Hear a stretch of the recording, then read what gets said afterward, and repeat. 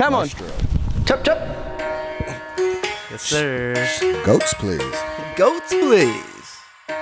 I like that because we're goats. You know what I mean? It's low key. Facts. You goat, you. You goaty, goat, you. I gotta make sure I don't have a hole in this side, too. That's kind of crazy. Oh, that video didn't come out. There goes the hole. I got a hole in this sock. Oh, shit. Because I've been walking. You're walking. You're running. Get your Nike Run app on. I've been biking earlier. Fuck yeah, this is running for me, man. That's a very long intro. Did we extend it? Nah. Hey, what it do, cousins? It's your boy, Benny Hunnits. As always, I'm with my brother. The funk is real. What it do, baby? Welcome to the village. Man, there's so much going on right now in the world. First and foremost, let me say three important words: Black Lives Matter, and rest in peace to George Floyd, Breonna Taylor, and Ahmaud Arbery. Right, And the list goes on. the list goes on. The list is actually too damn long. These three names, most recently and in many ways most famous or infamously George Floyd, obviously, in the way he passed away, and sparking what has become the widest, largest protest arguably in like the history of America right now. Yeah, probably since civil rights. Yeah, I mean, statistically speaking, some would say even more than civil rights, because everybody from all corners of the nation are involved. It's been all over. All 50 states have had protests. Yeah, And then, 18 countries around the world, that's what I'm gonna say. Not only here, but around the world. which is huge. It's kind of mind blowing to me a little bit, just because when you think about it, it's like there is a common understanding around the world that there is a mistreatment of black people in America, one, and a excessive, over militarized, overpowering force from the brutality. police. Yeah, police brutality. Police Exactly. brutality, abusing that power. The abuse of power that is unjustifiably handed to police officers in this country is crazy. And I think that they are two arguments that, when woven together, they create an explosion, right? Like the treatment of black people, which is police brutality and the criminal justice system is a part of, right? There's a whole bunch of factors, economic and social and all these other things. And then you have police brutality, which is how they abuse their power, and as how it ties in mostly with black people is, one, we're abused more, right? But then two, when these officers are being caught, what happens to them, right? Because for all intents and purposes, cops do abuse their power for everyone, and to some extent, like, they abuse their power towards many different types of people. It's just a majority, or at a very higher, much higher ratio, it's us. And then on top of that, once they get caught, it's like nobody gives a fuck. There's no justice. That's the biggest part, in my opinion. Which is crazy, because it's not like police brutality just started in the last month or so, or the last few months. It's not a new pandemic or that's been going on in 2020. This thing's been happening for as long as people can remember, centuries, decades, however you want to count it up. Right? As long as police have existed, right? As long as police have existed, well, I guess the sense of police brutality, but before that, I guess if you're talking about a more deep mistreatment, injustice of black people in America, even spans even further beyond the establishment of police officers. Exactly, right. And go ahead. Well, even I guess what's crazy, like you were saying, that none of these cops are punished. There's no justice. It's almost to a point that we were almost getting desensitized, because we always knew that it existed, right? It was just now in these now in our generation, in our time period, we have things are just being caught on camera. Things are just being, I guess, there's evidence. There's things to show people what's happening. But regardless of what we see, you would think it would be the most obvious, plain cut, dry, oh, it's murder. It's guilty. Yeah. I saw it. I don't know. I don't know how. I don't. Why do we need to go to court for this? Yeah, why, exactly. why is this Yeah. a question? Like Yeah. what at whose fault or what? Exactly. What happened? I think we can visibly see. I don't give a damn what the details are. This guy is unarmed. He's complying. They've convicted niggas for less. Less. They've convicted people with no evidence. No evidence. Like somehow putting people in jail who are not only were they not guilty, in many cases not even there. So you're telling me that a police officer is getting caught on camera doing this sort of shit, and this is arguable? It's arguable. You know what I'm saying? And I think that's what gets it to me, to be honest. it hasn't changed. Yeah. And for those, of course, like we said, it sparked protests, days of protest, rioting, so much uproar from different cities and states all over the country. And one thing I'll say is that I do like seeing that how people are voicing the frustration. That I feel like, because, a part of me was thinking, like, we see this happen so many times, and we've continued to just, I guess, we yell, we get upset, we take to social media, we do what we can, we voice our frustrations, and then again, a couple days later, we kind of just go back to reality, go back to life. Yeah. And I think what's great about now is that people seem like they've reached, a breaking point. Facts. Where as society we're finally like, all right, we're done with this shit. This is gonna be the last time you gonna put your neck on put your knee on our neck and hold us down any longer. I think it's a culmination of things, right? Because 2020 has been a madness so far, right? And I think that when you have the culmination of the president that's in office now, right? So there's already been a higher level of audacity of the public, or from the public, since Trump has been president, right? Yeah, we had Occupy Wall Street for like 2 weeks and sometime in the 2010s. But this shit that has been going on the last 3.5 years has been at the highest consistent level of gross protest or whether it's organized protests or people online.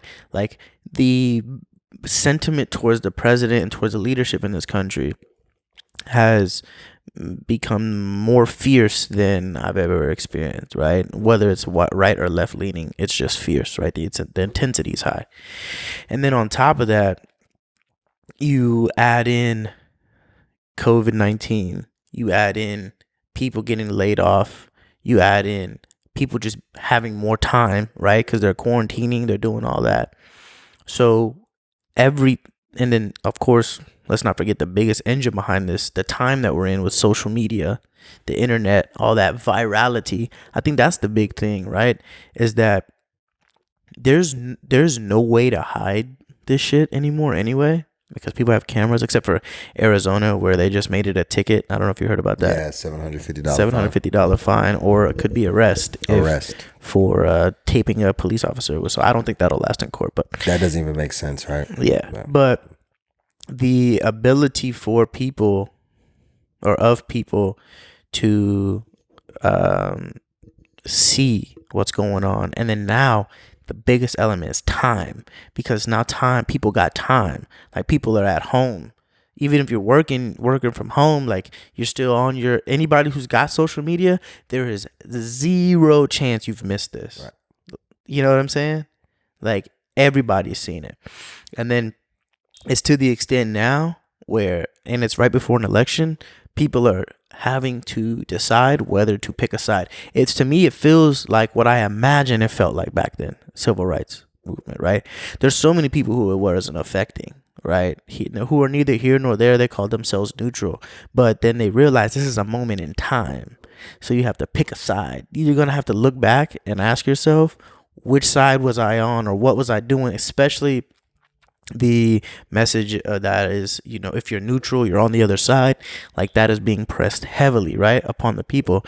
So And I think naturally, like, this is what hope is. This is what people, the idea is that you hope that the majority of America does got some sense and does think this shit is wrong. Like, you would hope that. You would think, right? You would think. No, I don't just think. I don't know if you would think it actually. You may not actually think. You would hope. You would hope. There's no reason You to would hope. believe it Yeah. because it ain't like the laws and everything work in our favor, right? Right. So, but don't know what to believe anymore in this place. all you have left is hope. Yeah. So you would hope that that's the case. And currently, what it seems like and what it feels like is that there's a resounding sentiment that people have had enough. And it's funny because I literally just got a call from one of my closest friends, and he's European, and his mindset is just way different, right? Oh, I do. Yeah, white dude. All lives matter.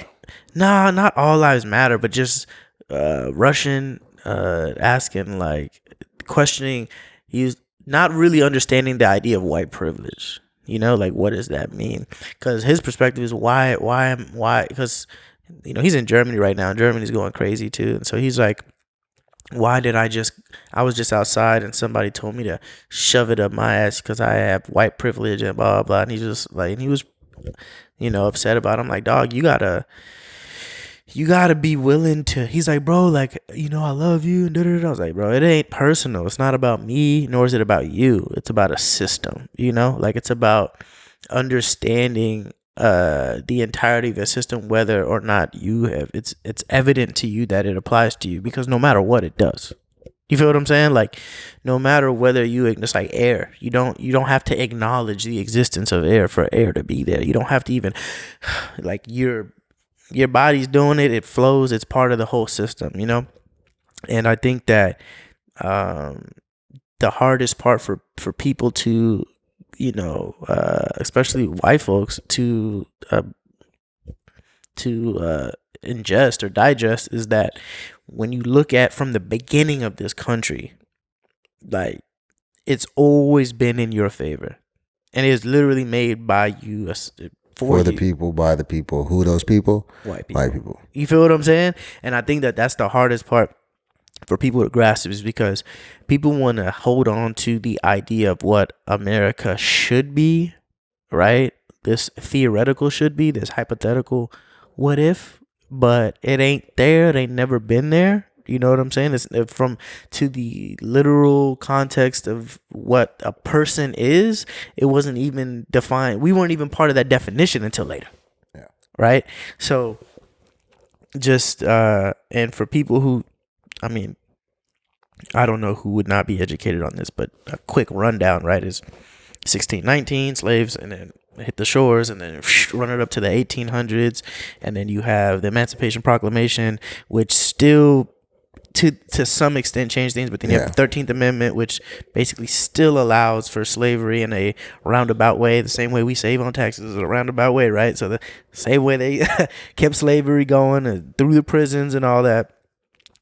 Voting, Jim Crow, so on and so forth, up through civil rights movement, redlining, right? So redistricting all these cities, making certain elements and parts of the cities considered ghettos, lowering property values, which then lower taxes, which then lowers the contribution to education. So it's like a systematic thing. Yeah, and a lot of people don't understand that structure that the country was built on. Because the problem is, as people, and it's natural, right? Yeah. I've, at least from my experience with people, a lot of people are unfamiliar with just history in general.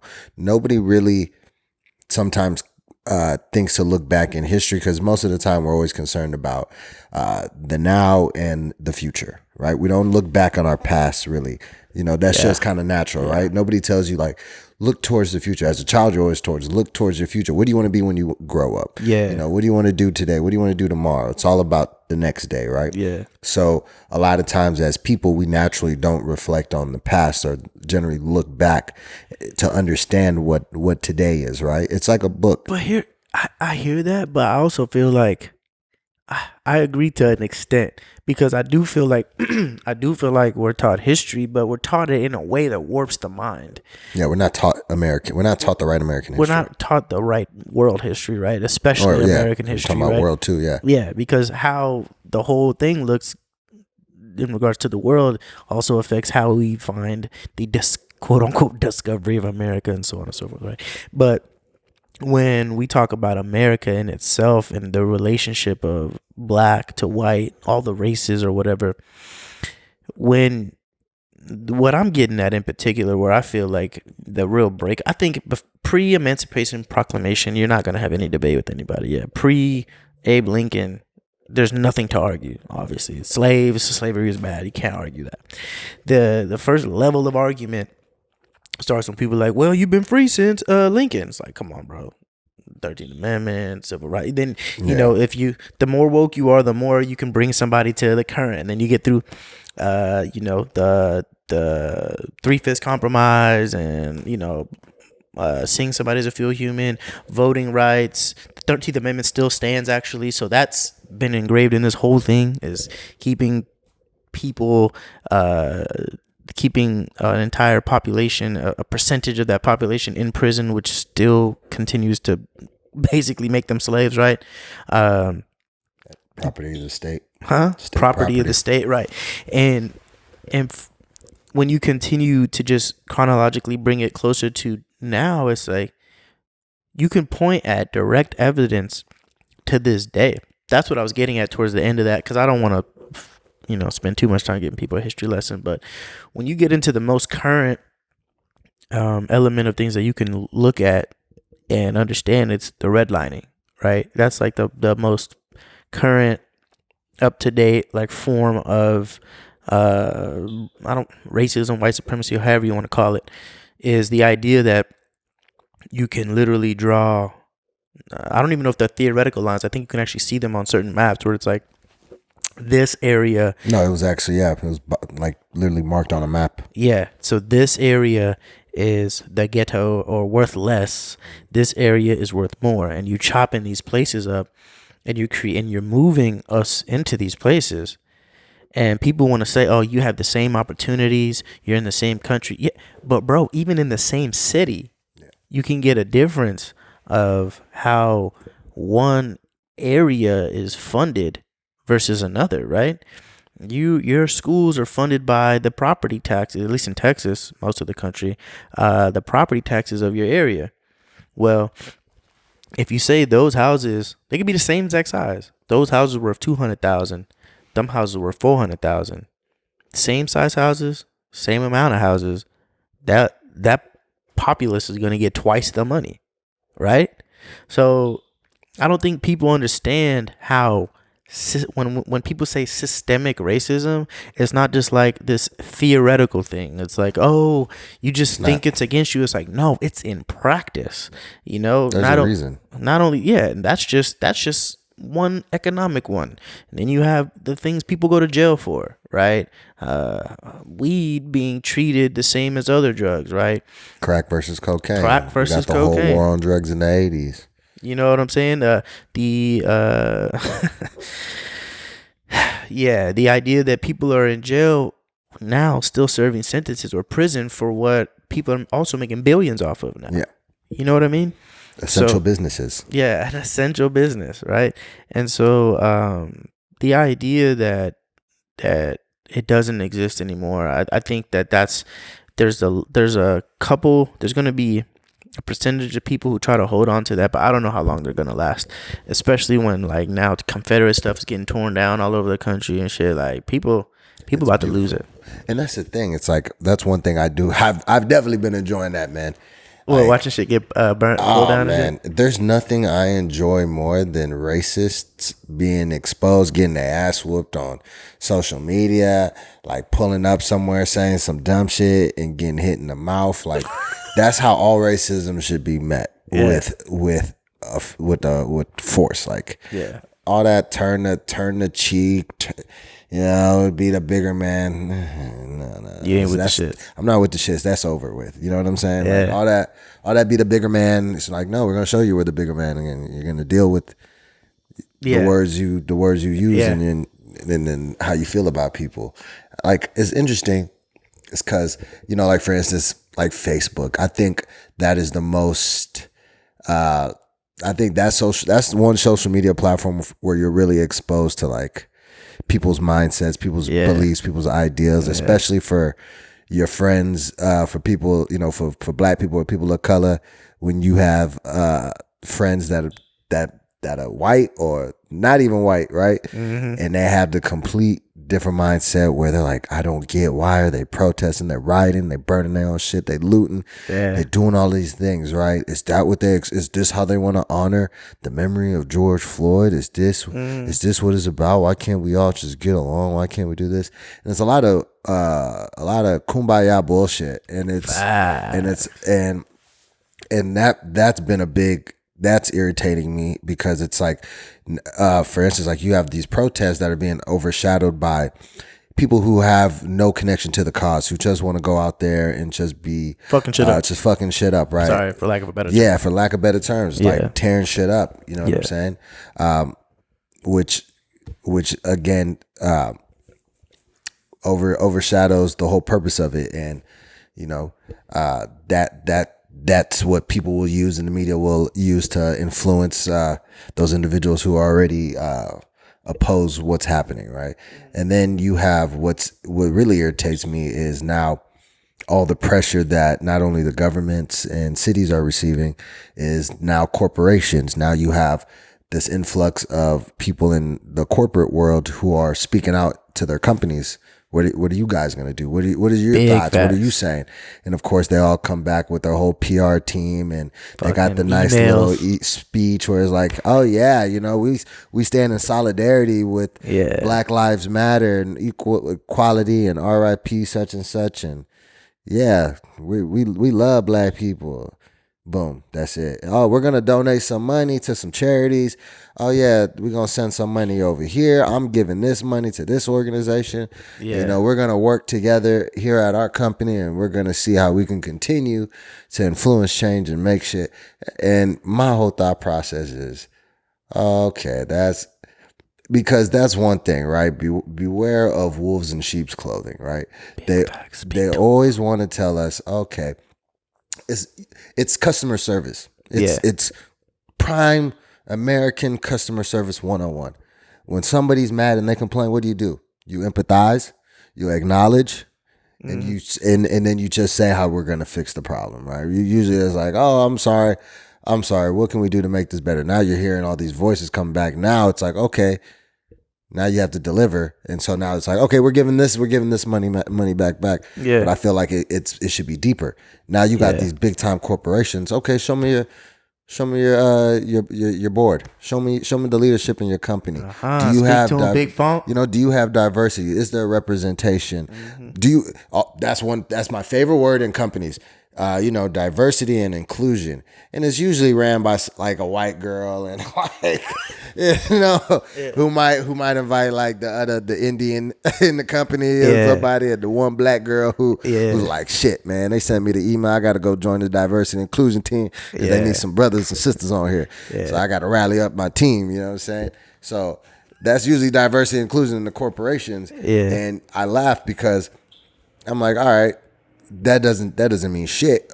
Are you gonna start making your board represent what your words are saying, right? Now I think that's when it is. Like you said, now you have all of these people protesting, they're fighting, and again, which is positive and great. You need to stay loud if you want to get the attention of the system, right? That's the only way you're gonna try to spark change, and of course voting, etc. But now it's meeting those demands, right? Yeah, I don't want to run past that, because you actually made a point that I was gonna get at, which I think is important, because just as much as we as a people and as a nation gotta hold the powers at be accountable, we need to also be holding ourselves and each other accountable, right? And it's not just behavior, which obviously is a big aspect of it, because that is interpersonal. That's what people deal with from other people. But the number one thing, the number one power and freedom that was granted to everyone here who isn't a felon is voting. Right, as far as citizenship, if you're a citizen of the United States, if you're eligible for a blue passport, you can vote, right? And so, people who are not doing that, I feel like that has to be So you're proposing action, right? I guess this is what I'm getting at. You're proposing action, and you're proposing action from the corporate level and from the powers that be. Which, of course, I'm with you, 100%, 1,000%, wow. But also, there is the responsibility of us as the people to not only continue to protest and push those companies, but to look at each other and educate and keep each other accountable to using our powers to put the right sheriff, the right district attorney, the right judge, the right mayor, right councilman, whatever the case may be. I think that is part of. I don't want to say it's just as big a problem, because it's actually more of a symptom in some ways. Like, people don't vote. It's like a psychological loop. They don't think that their voice is worth anything, or whatever the case may be. They feel down that the world is not going to change, or the country's not going to change, their town's not going to change. So then cyclically they don't vote, and then nothing changes, and then they don't vote, and then so it like creates a cycle. But the only way to break that cycle is to vote. Like, that's the only way to at least test if you can break the cycle. And it's interesting because, you know what I'm saying? Now when you vote, it goes by party, right? And if you ask me, Republican, Democrat, I don't trust either one. For those, well, I guess it just happened today. So by the time you guys are listening or watching this, you'll have seen the Pelosi and the Democrats coming out in the kente cloths. Oh boy, yeah, I saw that. For those who don't know, it's like African garment. You would probably see African Americans, black folks, like more Pan-African. Pan-African. But if you know any black person that's graduated college in the last 5 years, with the stoles, that's usually where you see them. Is the stoles. You get them from like your Black Student Association, exactly. Like the stoles, yeah, exactly. They all came out. They took a knee. They took a knee. Did for the 8.5 minutes. Oh shit! In honor of George Floyd, and I believe they. Also, as she spoke, she read out all the names of, I'm not sure how many names, but she read out a bunch of names that were killed by police officers. And pretty much the Democrats are proposing a bill, right? Yeah, new bill, new system to kind of destructure policing. Yeah, the city of Minnesota said, "Fuck it, we're disbanding the Minneapolis Pizza." Wow, I said the city of Minnesota, the state of Minnesota. Yeah, I didn't see that coming. Yeah, was it the state or just the city? Well, the city is doing Minneapolis. It, of Minneapolis. Yeah. Was disbanding the police department. They're like, yeah, we're gonna try the citizenry and shit, because you know what, fuck it. I'm like, yo, they taking a swing. That's gonna be interesting to see. Yeah, it is. And honestly, it's good to see, because it can be like a test almost, right? Yeah. So now, depending on how well their situation goes with that, I'm sure it'll influence a whole bunch of other. Yeah, because here's what I think, right? I think that what'll come is more of a natural, I don't want to say police force, but a natural like hierarchy of defending, whether you want to call it gangs or whatever the case may be. But I don't know if having a police force actually, I don't like the word force, but having a police department is necessarily the problem, versus who's within the police department, where are these people coming from, how are they being trained, and what's their job. Like, to have a core group of people that are who are tasked with the safety of the relative area, or being able to quickly go help people, I don't think that's necessarily a bad thing. But it's the origin of it, again, not to get back in my history bag, but the origin of the county sheriffs, which in a way became what became our local police departments, is slave catching, right? So the the whole purpose and origins of how these organizations were derived or originated from came from these shitty places of old America. So I can see why they would go that way. I'll be interested to know how to see how it turns out. I'm having faith in the people of Minnesota, because at the end of the day, don't get me wrong, there's always shitty people. Like, it's not like all Americans are great, because there's gonna be there's shitty people, there's shitty There's people who do crime. There are people who are jack boys, all that shit. But the real question, the reality of it is the current policing policies, are the current policing policies and the current position of the police officer doing anything to stop that shit? Like, is it or are they doing more harm than good? And I think that the experiment in Minnesota is going to tell us. Yeah, a lot. because essentially, from what we see, it's a lot more bad than good. I mean, even with the protests, you got people being shot in the face with rubber bullets, peaceful protests, being rained on with tear gas, and what type of individual would do that? Like, what person will feel comfortable knowing that they're about to shoot a fucking metal projectile that's just wrapped in rubber at motherfuckers' heads? Because that's not policy. And that's the problem, is you give these fucking... These are real guns. They just put a rubber bullet in it. They're shooting you at give the these fucking crazy people, in my opinion, a lot of the people who, not to say every officer, because they're decent police officers, right? But a lot of motherfuckers in there are crazy motherfuckers. The city they have this, it's the same thing that all these people run on, is fear. So they have this fear that there's going to be anarchy in the city. So they super load these police departments, right? In the last 10, 15 years, you can't find an underfunded police department. They all got the bag. They all use the bag to hire a bunch of crazy motherfuckers and then buying like military equipment, all this shit, because the country's over militarized and the military industrial complex exists. That's another problem. And they build all these fucking guns and all these fucking tanks, and we have nowhere to fucking send them. Give it to the cops. Yeah, so they're like, no, sell it to the cops, and they buy that shit. Fucking the city of Los Angeles had a $300 million budget for the police. For it was more than that. $3 billion. It's $3 billion? $3 billion. Excuse me. What I said times 10. $3 billion budget for the police. Yeah, and I believe it's $3 billion. I hope for a fiscal year. Yeah, if I remember correctly, it was $3 billion, and they only cut 300 million or $3 billion don't even fucking matter. That's a shit ton of motherfucking. And they only cut it dollars. $150 million. So yeah, and so this to me, like, that's not to take you off track of what you're saying, but I feel like, to me, like, there's so much accountability. There's so much that people need to do to, like, really look into the weeds and the details of what's going on and how we're going to solve these problems. Minneapolis taking one approach, disbanding the police, is one thing. I think in some cities, I would actually recommend it. Anywhere where there's a bunch of black people, you should have a bunch of black cops, right? Yeah, you should. If you're going to have police, they should be black, right? And then the problem is that it's hard to,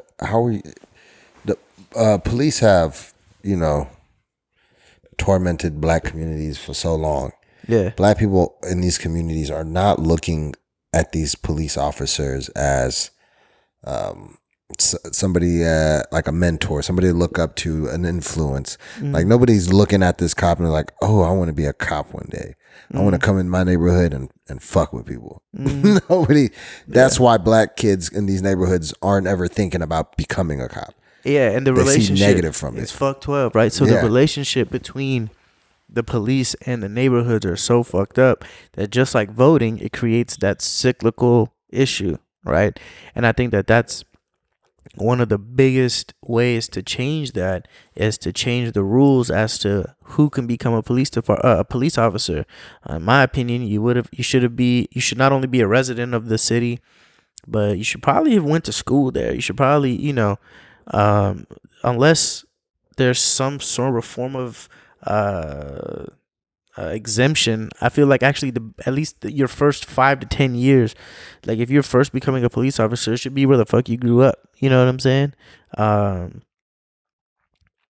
There should be different like psychological exams, all sorts of shit that you could do to prevent the wrong people from becoming police. But there's a lot more that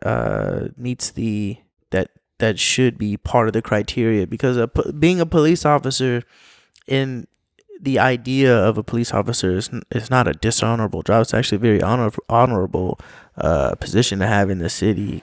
It's a trusted position to have in the city if you're doing it properly. Awesome. You know what I'm saying?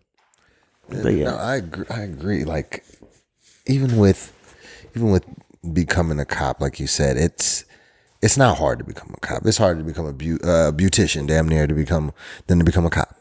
That's crazy. Anybody can become a cop. And from my understanding, it's very hard to recruit police. So there's a low enrollment. So they have to lower their standards every time, right? So whereas we see it as, why aren't these police more prepared? Why aren't they better trained? Why aren't they better suited for situations?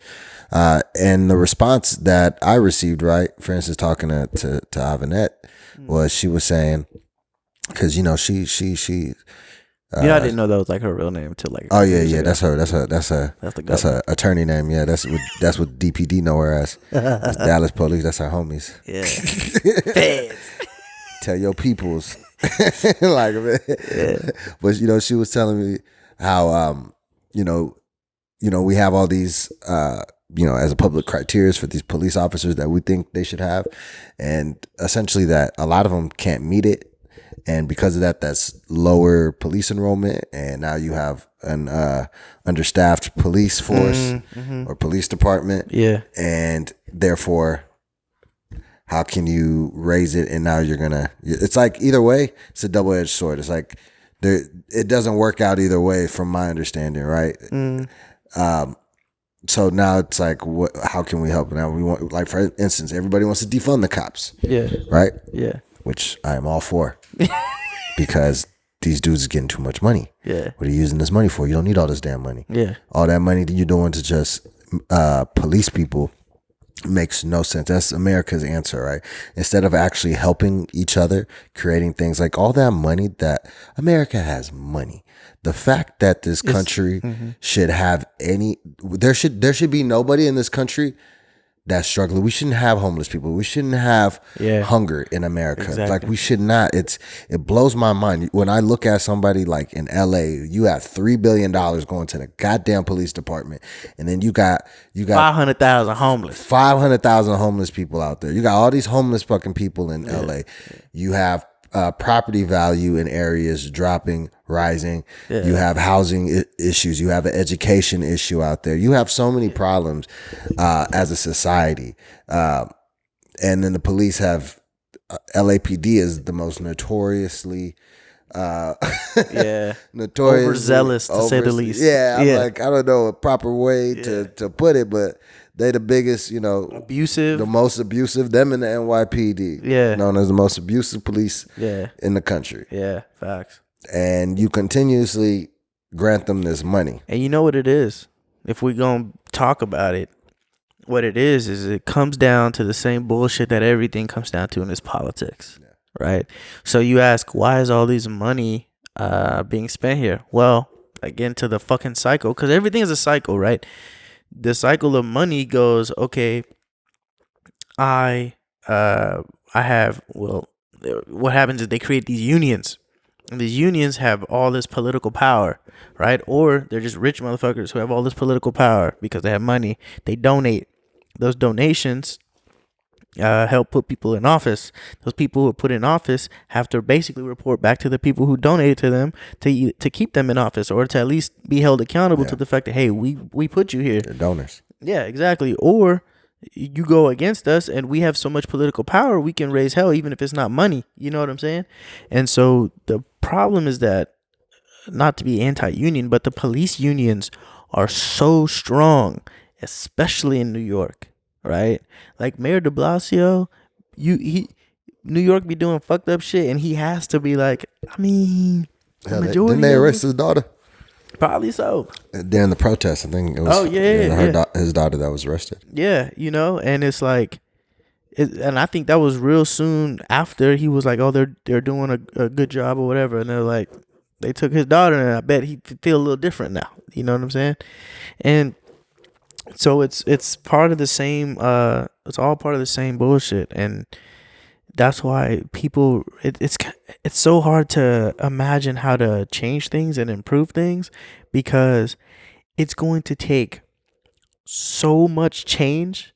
You know what I'm saying? It'll be a lot of work. Like, you have to truly deconstruct the systems that have made this country what it is, right? Like, literally, like, from the bottom, I mean, you going as far back as the 13th Amendment, right? Like, we can't move on forward in that 13th Amendment staying there. I wouldn't even say the 13th Amendment is the problem. Well, I guess more That's so one of them. Yeah, I guess more so how it's phrased. Yeah, I mean, the amendment is what it is. Yeah. You know what I'm saying? The more only so way, like yeah. the only allows way for to prisoners. change it is to We have to have amend prison reform. yeah, you can have prison reform, but it doesn't change the fact that that amendment states that once they're in that prison, Yeah, they're a slave. yeah, You know what I mean? property of the state. Oh, like there's no way to get around that, in my opinion, because then you're always going to be incentivized, especially if you start taking money away from government agencies and shit. They're going to be incentivized to put people in prison and use them because they're free money, right? That's another thing. There has to be something done about these prisons, these privatized business. You have places, again, going back to California. I seen a statistic from California that it had one college created since 1980, whereas they had 20 prisons built in that time. And it shows 20 that prisons in built California in what time frame? since 1980 compared to one college. Jesus. Whereas so we're in California where they're seeing more people ending up in prison than they are Going to school. in school. Yeah. So it's just a whole system where it's just How do people not gather that that is not okay? I Like, think they get $3 billion. All that is bonuses. It's like a sales bonus. exactly. You know, it's like, damn, man, we had a They closed. 15% increase in arrests and prisoners. You know what it is? Them cops is they're BDC. They're BDC. They're the leads, and then your district attorney, that's your closer. That's the closer, man. So you got the cops, man. Bet the time. They negotiate deals too. Hey, we could spend all day, and I can give you 100 years, or we can do this shit real quick, and I give you about 65. Which one you want? Because you already know, prosecutor going in there giving you the highest. Yeah, Whatever the highest facts. punishment is. Facts. Oh, what did you do? You got some weed?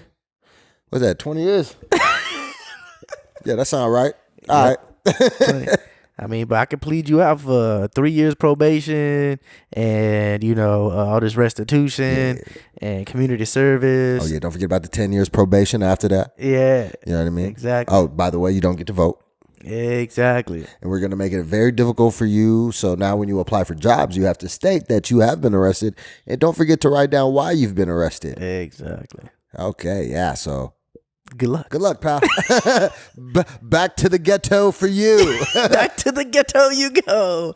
Oh, Ghetto. fuck, bro. That's our system in a nutshell. At this point, I'm going back to Africa. Yeah, no bullshit. Going back to Africa. This I've been plucked me an African What- flower, what? Ethiopian flower. Take her back too. I'm go, bro. We getting an education. back. We out. I know she watching this shit going on like I'm going back, Bro, you Why know- did I come? It was so sad, bro, because I'm working from home now, and this whole thing was going down, and I literally like hear her crying in the other room. I don't even know what's going on, like why she's crying. I mean, I know what's going on in the world, but I didn't think about the fact that because I just heard sniffling at first, and then she was like boo-hooing, and then I thought to myself, damn, she's watching this video. I know it, and people who don't know, like my girl, she's very active. Like she's a big human rights, with civil rights, LGBT, all the rights, and she was just like, and she was like not letting me stop her from watching it. She was like, no, I have to watch this,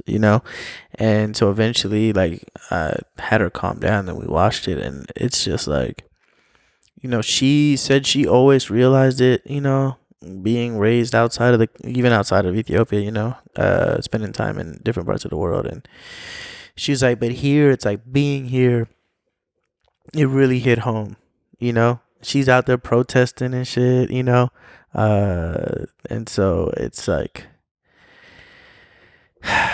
it's funny because you said you want to go back home, and that's a big thing too, because it's like, what's going on? I wonder, like, what's the perspective in Africa about all this, right? And so some nations have become way more like proactive and progressive, like I believe it was Ghana, over the last few years, having like the whole invitation back home. And it's funny because I've seen a lot of people like, yo, why y'all talking about, Africa, but where's Africa at when we need them? It's like, bro, Africa broke. Like, let's keep it a buck. Like, Africa, I feel like I say Africa, I'm not ignorant. I know it's 54 countries. It's a lot of them, but they ain't none of them got no money. You know what I'm saying? Not like that. Not like that. Not enough to take care of what they got going and take care of shit here. But I know what they do got. Them open ass borders for people with an American passport. Straight up. So it's like, That's what they can do for you. that's what they can do for you. You can gather your bags and pull up. Straight up. And if and I've been a big proponent for this. We talked about this, and I appreciate you telling me you can help me out, by the way, like starting up like different conversations about, Pan-Africanism and repatriation. I don't want to say the word wrong, but the idea of us going back home and what we're taking back with us and what we are to do back home, and that's not only just us who have the benefit of being first generation, you just barely made the cut being American. Barely, dog. I am an African American. Okay? Yeah, facts. Like, you're the epitome, right?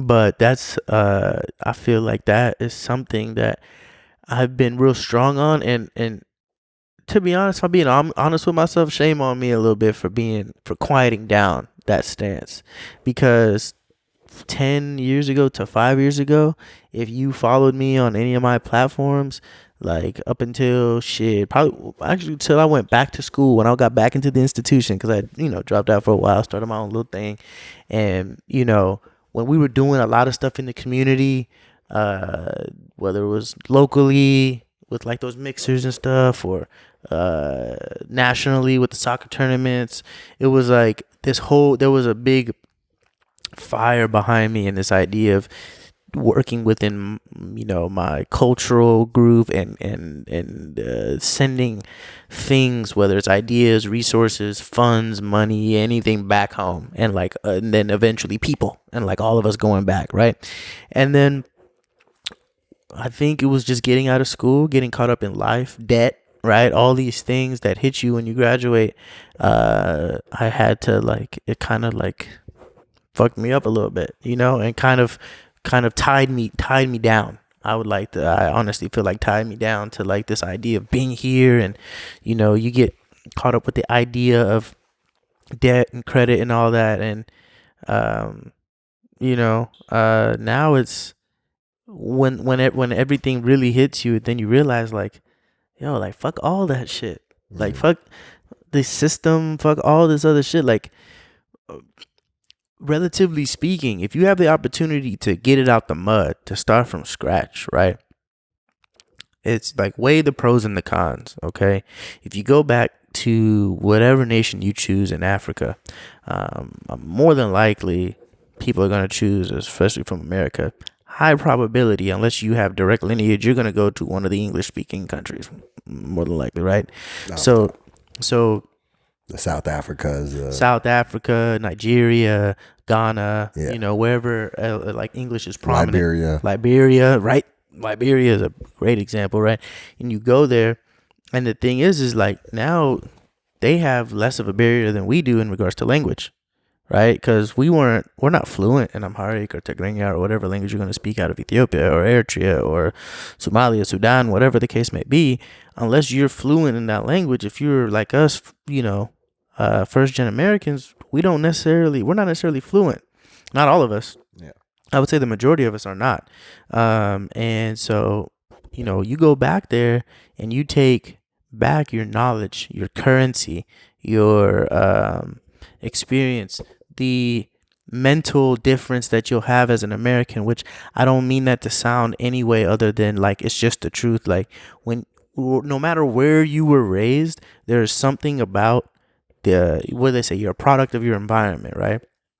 The ways, the mentality that we have, not even being American, but how your American experience was, whether you ever got that taste of entrepreneurship or you ever got that taste of creativity, you know what I'm saying? That thing that like help, and then you actually have the belief like I could make money or I could live off of this idea, product, service, art, whatever the case may be.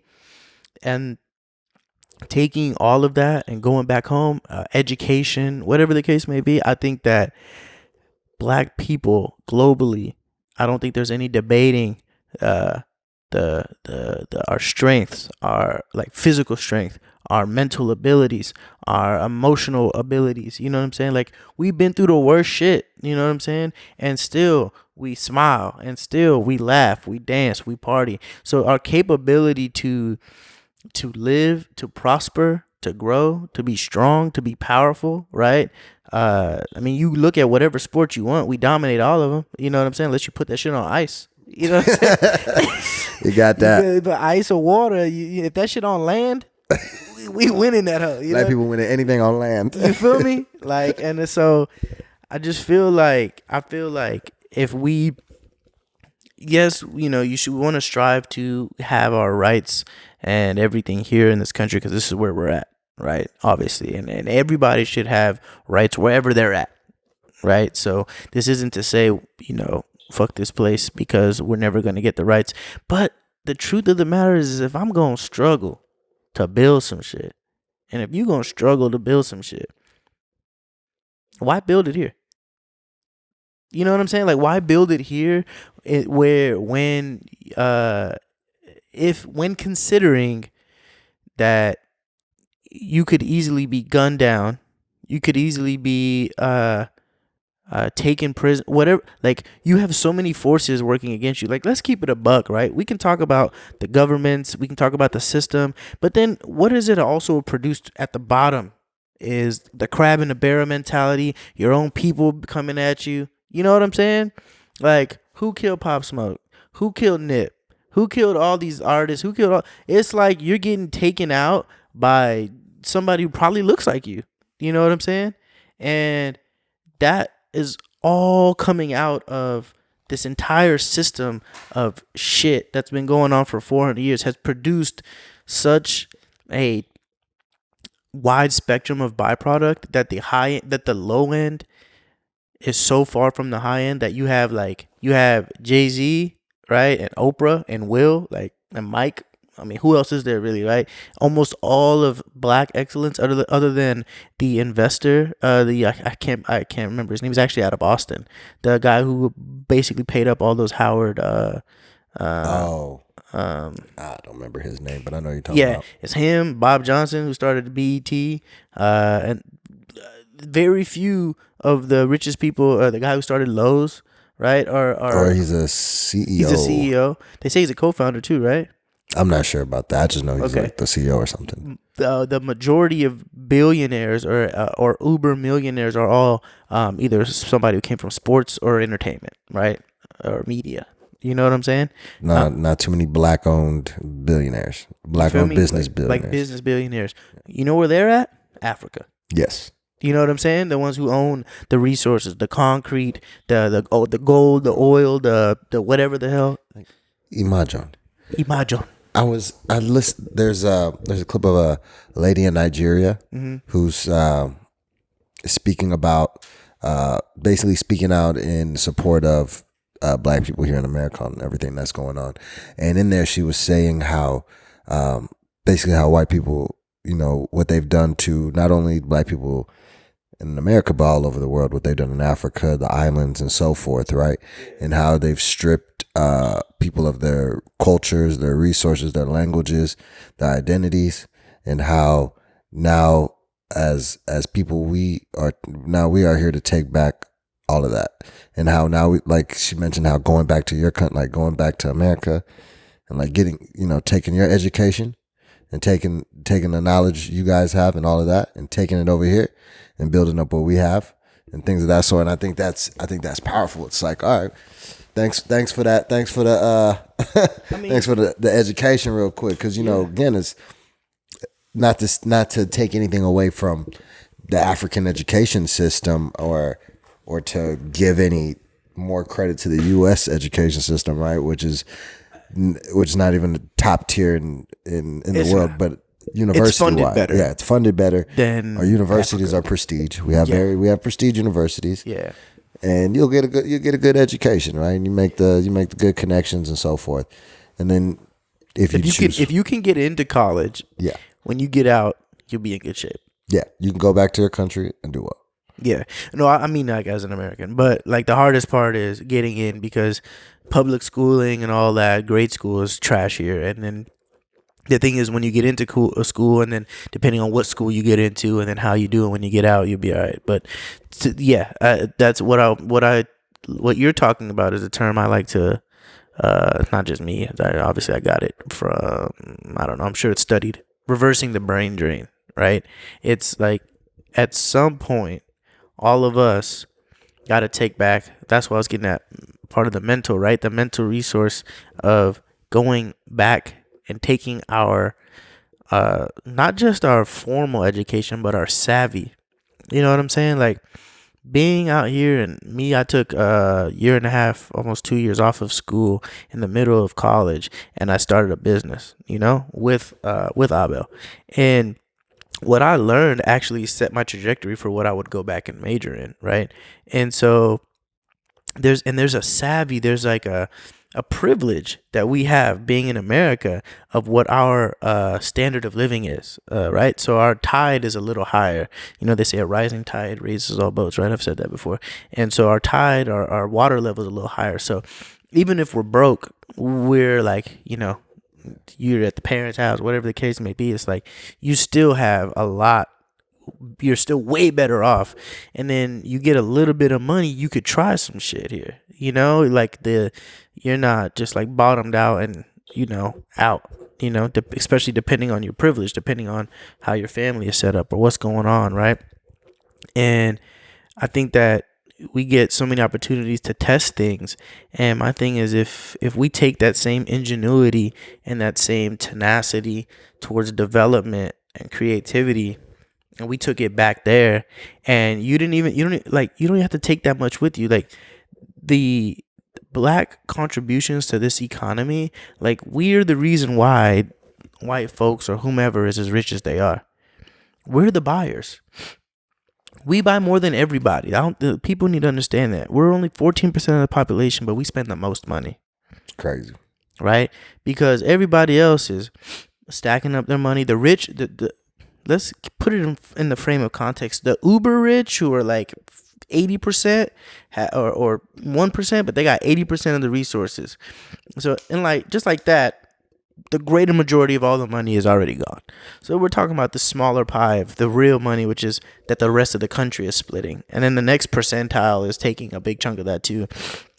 And then whatever's left that creates the residual money that flows through the economy, Black people are the biggest ones spending it, right?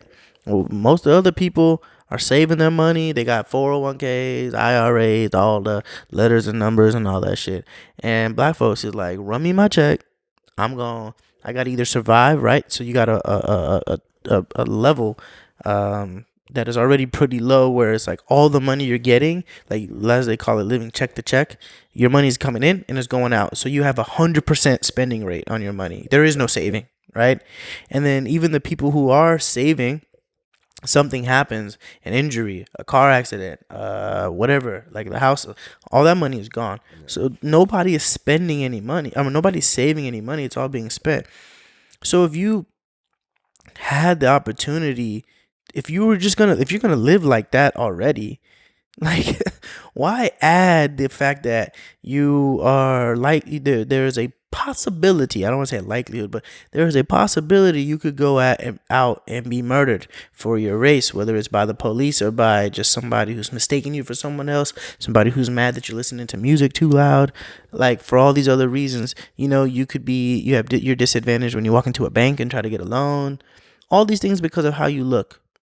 But when you go home, it's back home, it's actually the opposite. They're like, oh, you're American? Shit, we'll give you, if you're trying to be a resident or a citizen, we'll give you this stimulus. We'll set you up, man. Come on back. It's literally like you're getting treated. We go back to Ethiopia. I've told this whole shit on there. You go back to Ethiopia, we're given a different interest rate for our dollars if we put them into a bank, right? Like, there are advantages that we have by being American. And I think that as much as we fight here, which we should continue to do, we should continue to fight, we should also calculate, what could we possibly be doing for ourselves globally and like in Africa, and not, it's not just, oh, what can we do for Africa? I had this argument with not argument but conversation with Milu on an Instagram live where we were talking about the savior mentality that apparently us diaspora have, or they think we have, and I was telling her it ain't even really that deep. I don't think so, but we ain't trying to be the saviors of nobody, right? Like, sure, we look at our perspective, we have some perspective, and we feel like we can contribute to the country. Well, yeah, you should hope that somebody comes to your country willing to contribute to it, but we ain't saving shit but ourselves. Like, you know what I'm saying? Like, we're really looking out, not in a purely selfish way, but it's more fulfilling. There is no way to explain. It is unimaginable what it is like to wake up in a country that completely looks like you. You understand them at a fucking like almost like an atom level. You know what I'm saying? It's like, man, I get you. Even if I don't want to get you, I get you. You know what I'm saying? And there's no way to fathom that other than to go experience it. And I hope I didn't take this thing too far off track now, but that's just like, for me, that's the biggest thing that I feel like we got onto this because of the idea of what is Africa doing for us. It ain't gonna do nothing but for us, but be there. Like, it exists. That's what it is. They've opened the door for us. That's what Africa has done for us. Africa is waiting. It's waiting, and if we don't go, China's already there, and America gonna be over there, and whoever else is strong in Europe gonna be over there, and it's gonna be too late. Like, we're gonna have round 2 of the carving out of Africa. It's better if it's us, because I do believe that there's like an inherent thing about black, like what it is about being African, like motherfuckers I just don't notice, like, of course, human nature, people are greedy, but I just don't notice the immense, like, need for, I just feel like we're way more generous. Not generous, but like communal. Let me say it like that, communal. Yes and no. Like, if there's one thing I'll say is we are communal in a way, but I think sometimes we tend to oversee our flaws. You know what I mean? As people, where, like, for Habeshas, we're quick to judge. If we're looking at just the whole black and African thing, right? I think sometimes with Habeshas, they're quick to judge black people, and this is just in all Africans. They're quick to judge black people, and whether it's through their culture or whatever societal things, right? Oh, they're lazy. They complaining. They do drugs. They're gangs. All the negative stereotypes and so forth. Mm-hmm. And I think it's so ironic because it's like, how can you say that and not look at your own people? So it's like, for Habeshas, like, as if there's not our own issues in the country. We have a misogynistic culture in some ways, where there is a rape culture back home, right? Where women are mistreated, for instance, right? We don't address that. Drinking.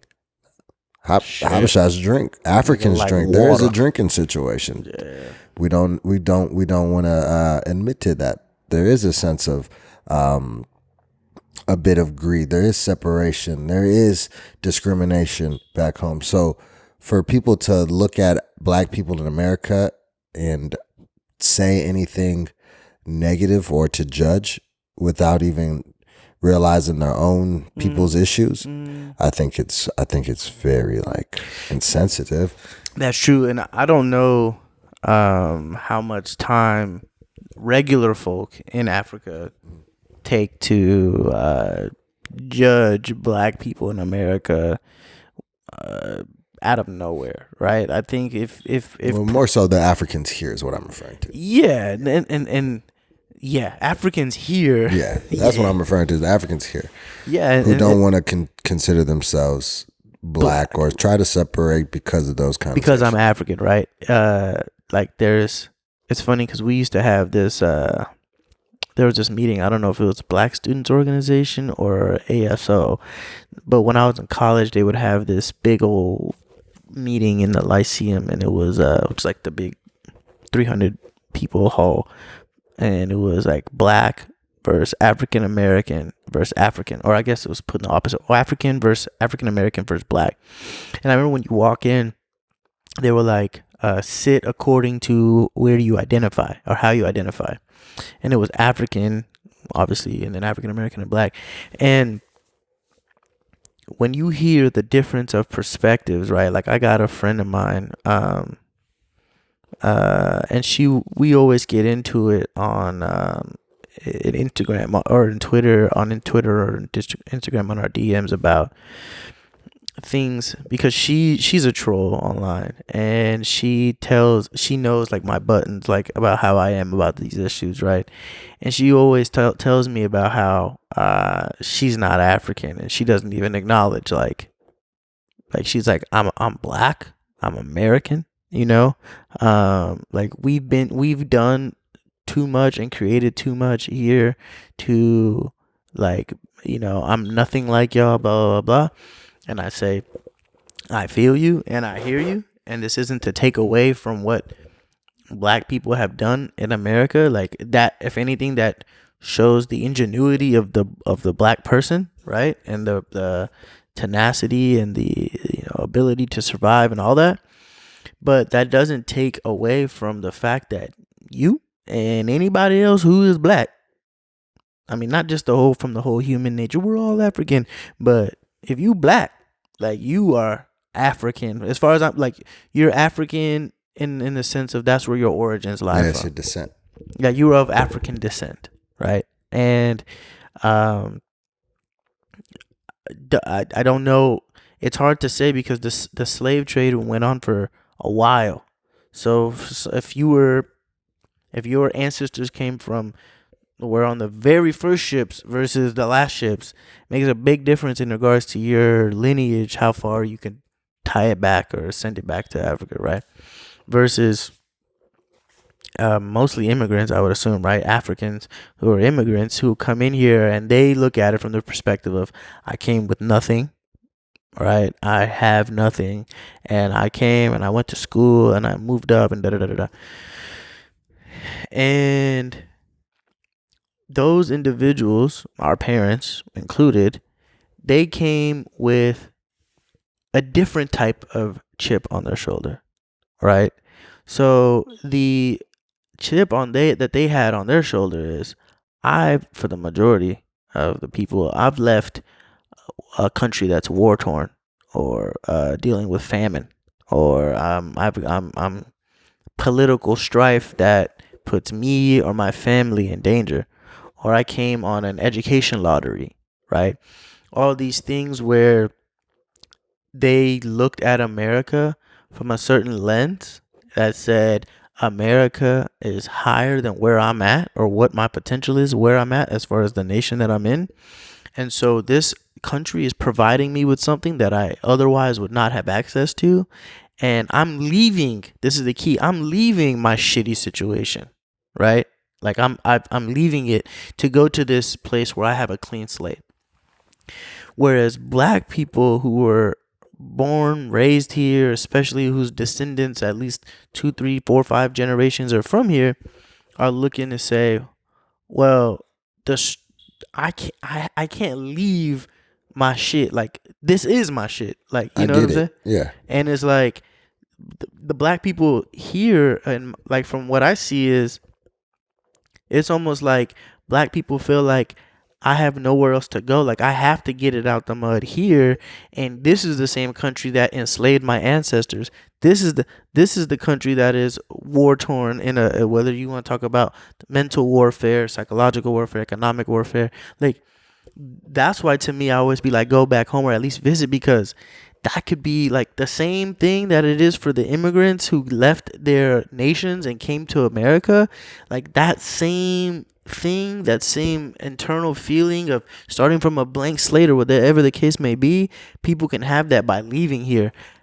And not only leaving here, instead of going to Europe or Australia or somewhere else, leave here and go to a nation that is more than likely decades behind where you're at now in regards to, you know, technology, or maybe at a fundamental level, of course, they have it, but like at a greater level, like your ability to to do whatever you want is out there all over the world. It doesn't have to be here. And I think that contributes to the big difference is that our people left their quote unquote shitty situation, came into here, and when they landed here, automatically thought to themselves that they were different, because from their perspective they are. Like, I just came into a new country, like, I don't know anybody here, I don't know anything here, you know what I mean? And when they got here, they look to their right, and if they see another black man or black woman who's fighting whatever they're fighting, the battle that they're fighting, they say, hey man, like, dog, I got here with shit and I'm good. Like, why are you still? And that's why I say the history, just to go back to the beginning, way beginning of this conversation, we talk about the history and why I feel like it's important to an extent with history, is because I feel like the way history is taught is strategic. Like, the psychological warfare starts at such a fucking young age, where they're like, yo, black equals slave. Like, that's the thing that I feel like is shoved down everybody's throat. And just being an American born and raised, but being first generation, I caught that shit so, like, because I identified as black. I'm fighting to be black. I'm black. Goddamn, I know my name different and my people look different and I smell different when I come to war. But I'm black just like you know? But that's when it hit me, was like, they talk when those slavery conversations come up, and fucking Huckleberry Finn we're reading, and the motherfucker saying nigger in the shit, and everybody's like all tense and shit, and I'm just like, you know, like, damn, like, I can literally felt third party in a way, looking at how the war, that psychological battle is going on, where you're already making somebody have some inferiority complex and not going into holistically, like, all the things that the greatness that is being black. Like, it's always, they teach you about certain person doing this, and then they're all assassinated, or there's never really like a real good end to the story. There's never, when has there been a good end to the black story, right? Like, when the best two stories we got going is Mike and Obama. Yeah. Right? Because Michael Jackson went down to where you can't say his name without people talking about little kids. You know what I'm saying? Bill Cosby, America's Dad, is now in prison for rape. You know what I'm saying? Not to say that these motherfuckers didn't do this shit, but like, what it's like, everybody gets built up just to get chopped down, and then you remember them for something that's not exactly what it was. And that's another issue. Like, when you think about it, even Malcolm X said this in the past, right? It's like, why are we looking to these celebrities to be our voices, to lead us into change? Like, that's not who they are.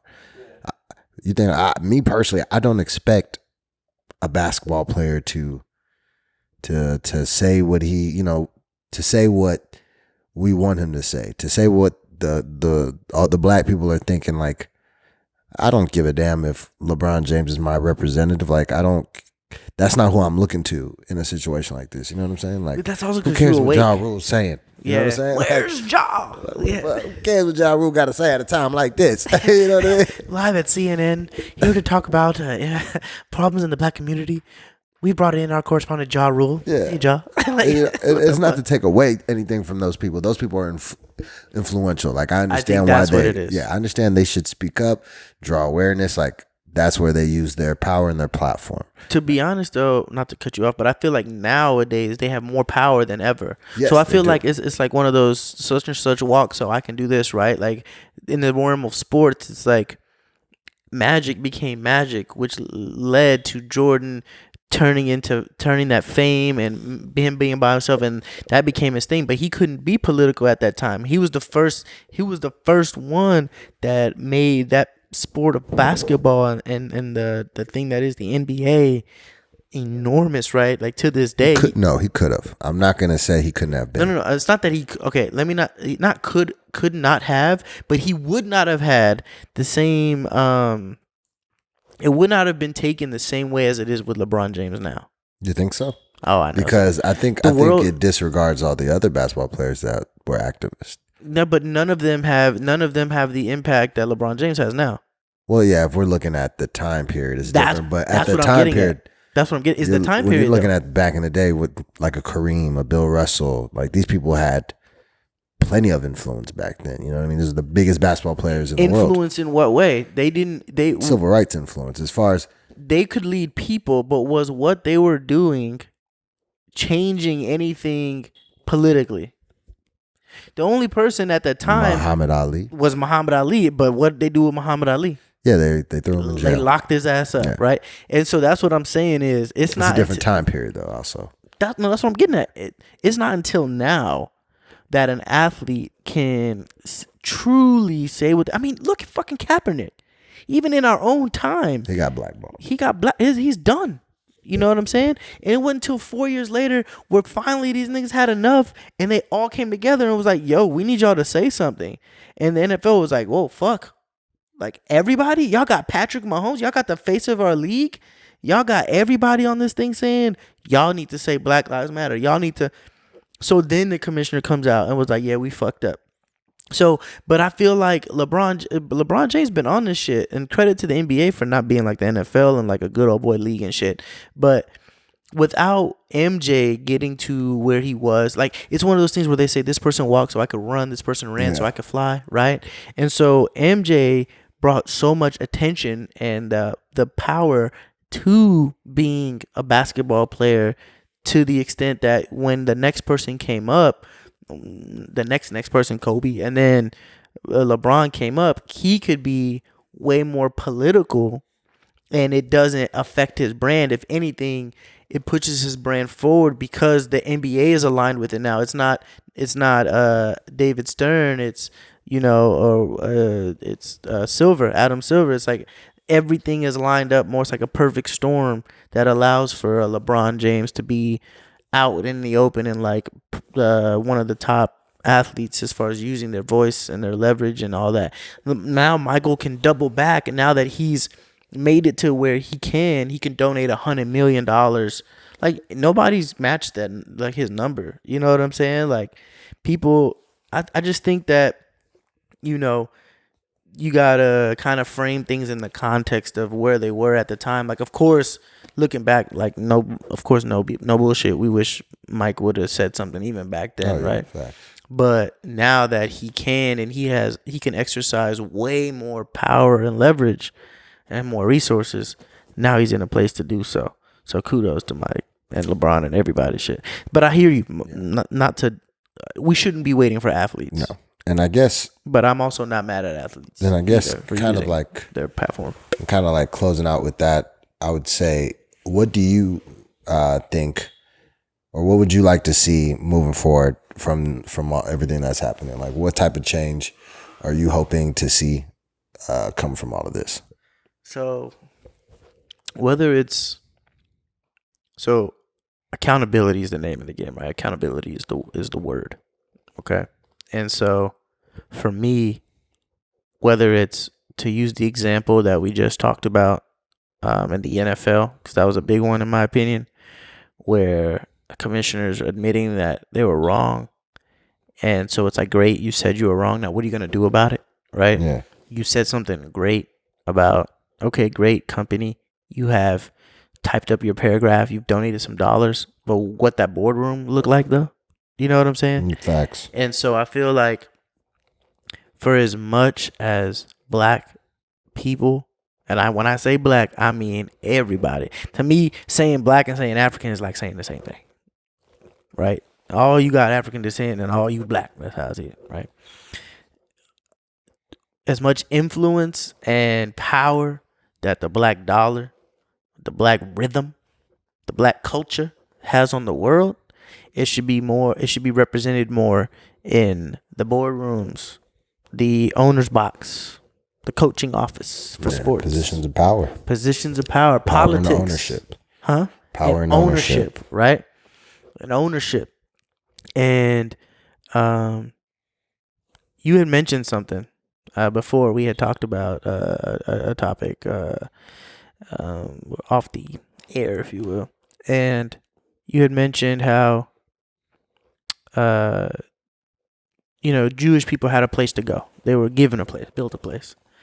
My sister had told me this crazy idea This doesn't sound too crazy about if black people had their own state in America, right? Not to say that black people couldn't be anywhere else, but you had a place to seek refuge, right? Like Israel for the Jews, right? This is your nation. And statistically, mathematically speaking, if you pick a state like, let's say, Georgia, you could put all 40 million of us in there, and everybody would have land, resources, or whatever the case may be, to build themselves out of there. Yeah. Not to say we're ever going to get to that, but something to if there's a spectrum, that's like that's like one end of the spectrum, right? Where we're at or where we've been is the other end of the spectrum, right? So I feel like we need to be closer to that, closer to true black power and accountability. For me, in my honest opinion, between us, within us, pretty much group economics. Yeah, because if we were putting the black dollar to use in the same way that Jewish people did, right, or white people do, or Jewish people do, and white people did, we could really exercise our own power and putting all of our labor and all of our interests and everything, if we could find a way to align it in a way that propels us forward. And in my opinion, a lot of the problem, I'm trying to answer your question, but it's hard because it's just so much we can do. A lot of the problem, I feel like, is just wanting to be like everyone else and wanting to be accepted by everyone else. Like, there's obviously, I'm not like a segregationist, but there's nothing wrong with black people wanting to be around black people and doing black things and black companies and black cities and black. Nothing wrong with black. I like black. Yeah. You know what I'm saying?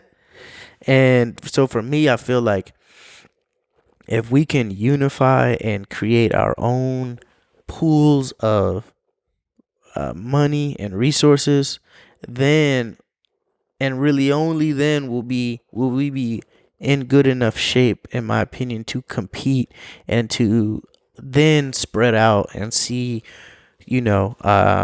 how we can best intermingle. Because we're so far behind from the resource perspective and the wealth perspective and the generational economic perspective that we got to really come together and boost ourselves up and give ourselves them boosts up. And then when we get to the point where, all right, cool, we can't tell America to pull every poor person or homeless person off the street, but it shouldn't be no poor homeless black people. Yeah. You know what I'm saying? And make sure we all got a job. We all got something. Being a more communal, more socially responsible within ourselves. And because I just don't trust the government. Like, I can sit here and tell you what I want from the government, but I feel like if we do that within ourselves, then we create so much power and so much leverage, then it's way easier at that point to use our leverage. Because we don't even have a common black agenda that if they say, okay, black people, we're giving you what you want with the next president, whoever the president is, what you want. The boardroom's going to start screaming because we don't have alignment yet. And so I feel like that's the next step, is coming and having alignment amongst black folks. Like, what do we really want to do? And building that alignment, building those coalitions, building that internal love and that internal spending, like that. The list is long. The list is very long. Yeah, I've seen a few of them. What's that? Like a few of the demands. Yeah, it's a lot of demands. Yeah, it's a lot of demands. I mean, we've been wrong for 400 years in this mode. Yeah, so I understand the list is. The list got to be pretty goddamn long. I didn't expect three items. 3 bullet points? No, man. Defund the police. Stop killing us. Like it was gonna be more than that if you thought that was it. Yeah, it's a lot. And so the one thing that I can hope for is unification amongst us. Yeah. And then I'm hoping to see that. That to me, that would mean more than anything. I don't perceive it happening just because as humans, the likelihood of getting people to just everybody could get along regardless of a situation. Like, I'm not even saying necessarily get I know what you along, mean, like, but it's like, man, I know what you're saying. I feel like I feel like a lot of people's perspectives will change and be better for it. But then again, there's always going to be that group of people who are going to always continue to be an outlier almost. You know what I'm saying? yeah. And I think that part of why it would be really hard for what I'm saying to truly come true is because we're in America. And so no matter what, there's going to be this inherent want to be American like everyone else. And that, by definition, sorry to say, means towards the direction of white, because that is what America has always will been and what it will always will be. And so that seeks acceptance, that seeks all these other things. That's where it comes to, and I'm not willing to compromise, bro. That's not me. That's why actually that isn't the end of the spectrum. The real end of the spectrum is going back home. Excuse me. That's the end of the spectrum, which is like, yo, fuck this place. If that's how you feel. Or at least, living a multi-continental, bi-country, if that's a word, life. You know what I'm saying? I think that's the total end of the spectrum. But man, if we could just come together and just like have a certain mentality towards the next black person and just have a belief that we could have our own, then the reason why I focus on that is because that's how you get black businesses. That's how you get, black wealth. That's how you build bigger, more prosperous black towns. You can reverse the redlining if everybody, there's just so many different angles that you could attack that and bolster ourselves while we also demand justice. Because I feel like justice, that should be a given. Like that's something that's like underlined. Like that's I shouldn't even have to ask for that. Like obviously we have to, but that's not something we should have to. That should be a given. You know what I'm saying? So I'm gonna put that on the side of a given. Like, yeah, we should have justice. We should have accountability from the top. But what I want most is for all of us to look around and be like, man, like, what are we doing? Like let's build each other up. Let's empower the next person and not be so focused on the superficial. Like, be focused on development of yourself, and like the next generation or two. That's where I'm at with it, bro. Facts, man. I could talk about this shit all day. You know me. I'm on my. I need my dot. I need my hat. Dr. Umar Hundreds. Thank you. Man. So for what I want to leave people with, man, for everybody out there, as we're going through this moment in time, this is your time to ask yourself, what side of history do you want to be on? Fact. For black people, I think it goes without saying what side you should be on if you have to really sit there and ask yourself, shit, you know what I mean? Now for people, for the white folks and other people of color, folks who want to call yourself allies, there's different things that you can do to play your part, and that's draw awareness, speak up. It's more than just ending racist. It's more than just not being racist. You have to be anti-racist. Yeah. Right. So for a lot of you white folks out there who have friends or family members who are bigots and racists and things of that sort, it's if you want to actually make do your part and make a change, you speak out, you speak up. You know what I mean? You don't allow for it. That's where change starts, right? It starts within our circles. It starts within our households. That's where the influence is going to get carried on and so forth. Again, now as we continue forward, we got to make sure as black people, all this voting and registrations are coming up. Every date is different for every state. So I advise you guys to make sure that you are paying attention, that you go register and vote for these upcoming elections. These early voting and primaries are coming up. If you're in Texas, that's in July. And I don't know about where you other folks are. I don't really care to look that. That's up to you. I live in Texas, so that's what the only thing matters to me. Facts. But for the rest of you, some primaries already started, right? Yeah, it already started. Yeah, some already did it. DC, a few other places. Granted, another thing, as we're going through these moments, don't try to judge people based on their activism. I think everybody's level of activism is different. Big facts. I don't expect everybody to be out there protesting, right? And just because you're not out there protesting doesn't mean you care less for the cause or you're doing less for the cause, right? I think everybody plays a part in different ways, whether it's, providing people with resources and ways that they can assist, whether it's signing petitions. I got a white homeboy, man. He's been asking me like if there's anything he could do to help. So what I do is I send him any petitions, donations, any source of any type of resource, anything, anything that comes across that I can do to help him.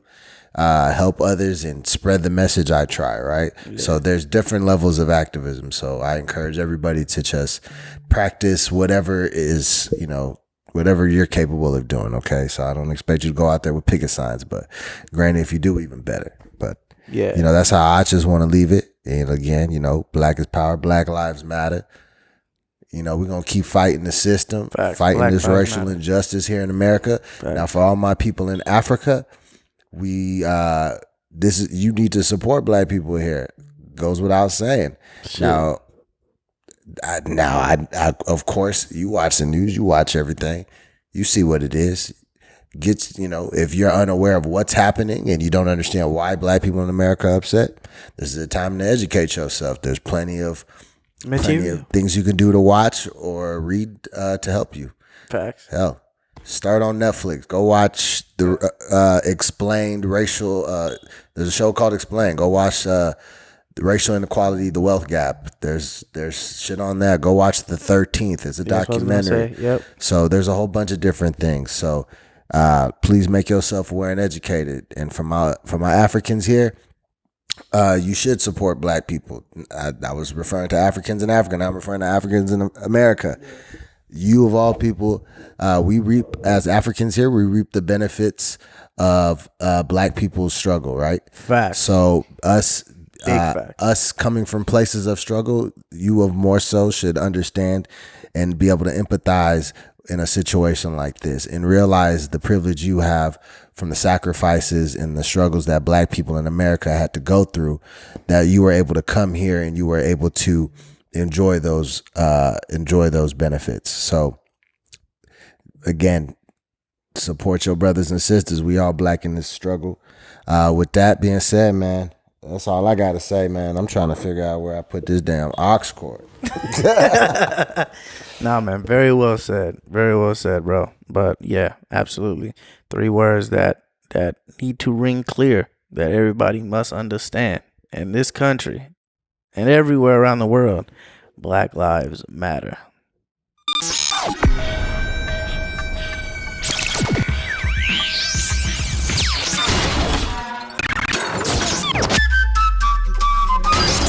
The Villagers. Thanks for watching The Villagers here on YouTube. Make sure you hit that subscribe button so you can stay connected to The Village. And check the description below, which will have the links to our full-length podcast. And if you like what you see, make sure to hit that like button. And if you don't like what you see, make sure to hit that like button. And we always want to hear from you guys. So if there's anything you want to fuss, cuss, discuss, let us know in the comments below. But till then, peace.